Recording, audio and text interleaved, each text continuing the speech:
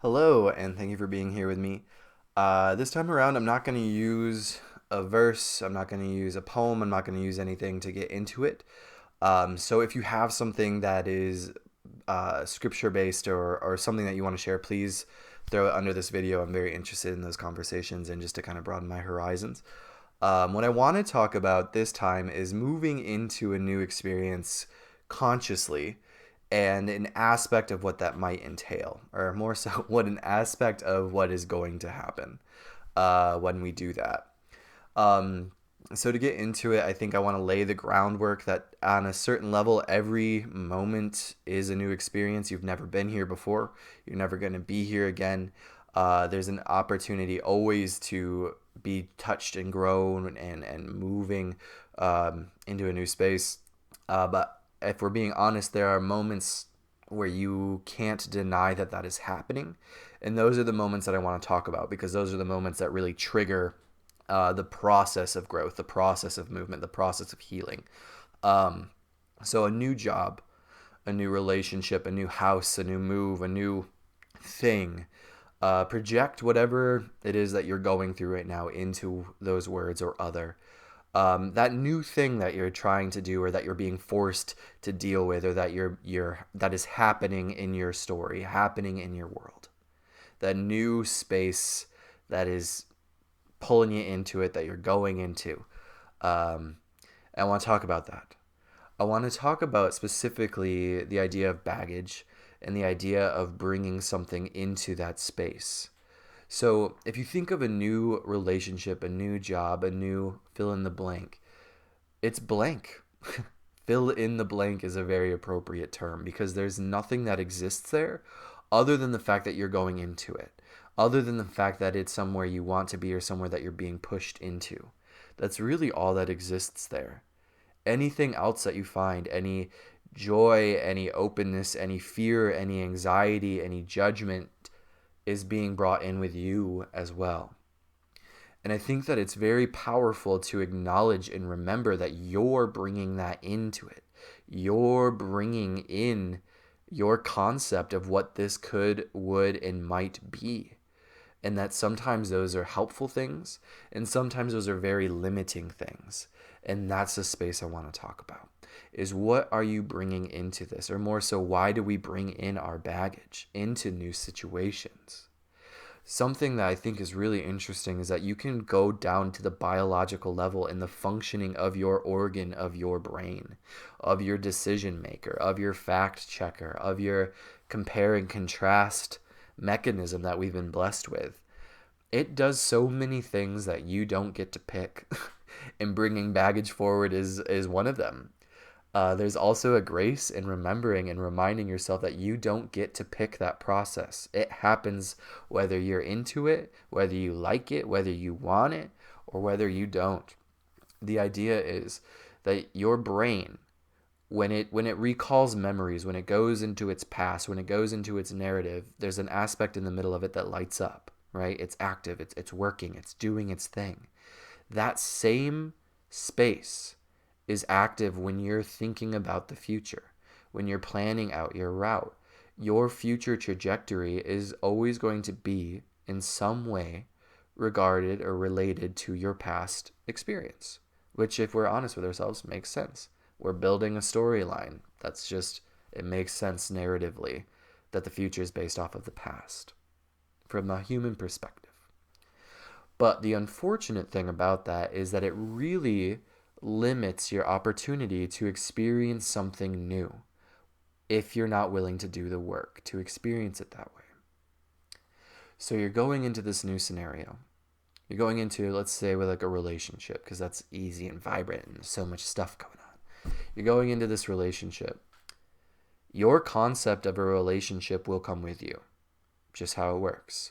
Your red flags, your green flags, your good things, your bad things, your warning signs, your judgments, your fears, your concept, and everything that's included in your idea of a functioning slash unfunctioning relationship comes with you. Your past experience comes with you into this new one. And that is the opportunity you have now to go through that and say what in my past is appropriate to carry here and what in my past deserves to stay in the past. Within this new relationship, you're going to bring in new or old ideas of what a partner, what shady activity looks like, what good and loving activity looks like, what is a healthy way to spend our time, what is an unhealthy way to spend our time. Same with a job. Oh, they're saying these words again. Oh, they scheduled me these shifts again. Oh, they're not listening to me. Oh, they gave me this though. Oh, da da da da da da. And so we unfortunately have a hard time letting a new situation tell its own story without us fact checking it against our old narrative about what this should, could, and shouldn't be.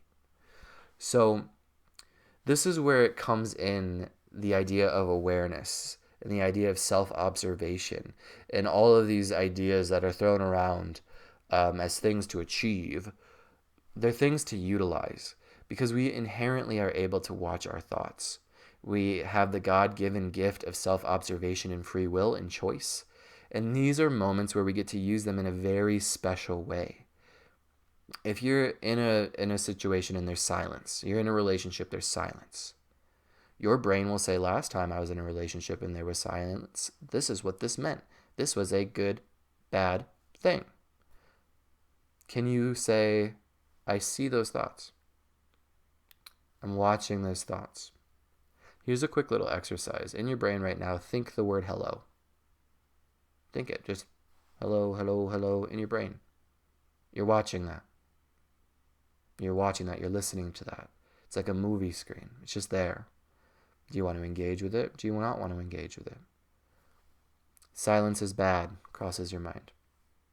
Do you want to engage with that? Do you not want to engage with that? Do you want to believe it? Do you not want to believe it? Do you want to ignore it? Or do you want to say, why do I think that? Is that helpful for me? And that is the opportunity that baggage allows us, is to look at our concepts and open them up. Heal what is afraid. Silence is bad. Is that stemmed off of self-esteem, self-value issues, And there's a whole lot that I'm trying to keep behind a gate because I'm not trying to get into all of this. I want to talk about specifically the idea that that process will happen and that you are well equipped and well able to walk through it.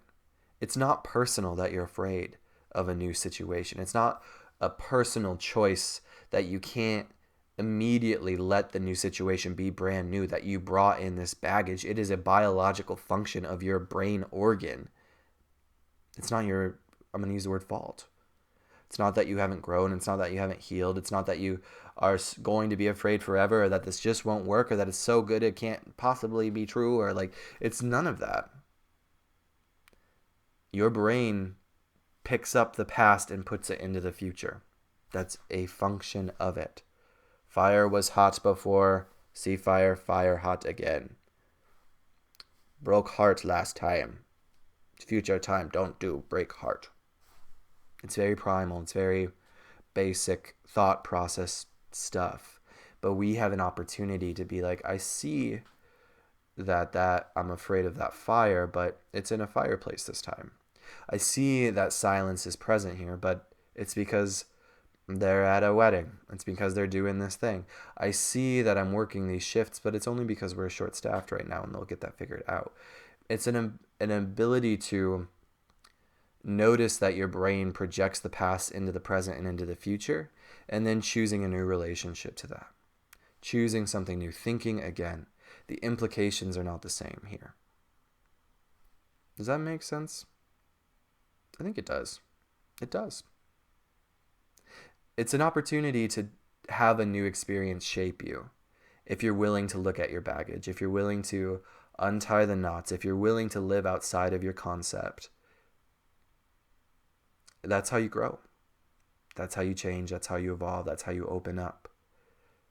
In part is by seeing the fact that you will bring your baggage forward. You will bring the past here.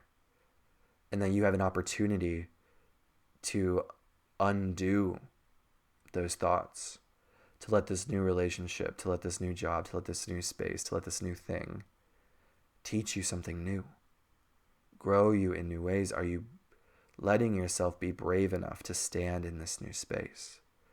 Are you letting yourself take the risk? You chose to be here.